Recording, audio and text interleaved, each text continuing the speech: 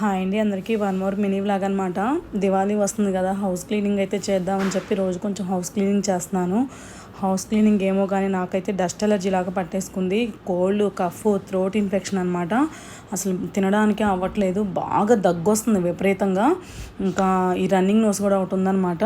వీటికి తోడు ఇది సరిపోదని చెప్పి బాగా నోటిపోతా వేడిపొక్కులాగా వచ్చేసాయి నోరంతాను. మేబీ అది వేడి వల్ల వచ్చిందో ఏంటో అర్థం కావట్లేదు. నేను 3 days అయిందనమాట హౌస్ క్లీనింగ్ స్టార్ట్ చేసి. ఇంక అప్పటి నుంచి ఇది కూడా స్టార్ట్ అయింది. అసలు ఏమీ తినబుద్ధి వేయట్లేదు. మెయిన్ లో ఫీవర్ ఉంటే ఎలా ఉంటుంది అలా ఉందన్నమాట. సో అందుకని కొంచెం వేడి వేడి అన్నము, పచ్చడి, నెయ్యి వేసుకొని తింటున్నాను.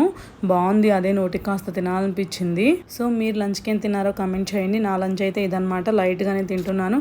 సో మన వీడియోస్ చాలామంది చూస్తున్నారు కానీ సబ్స్క్రైబ్ చేయట్లేదు.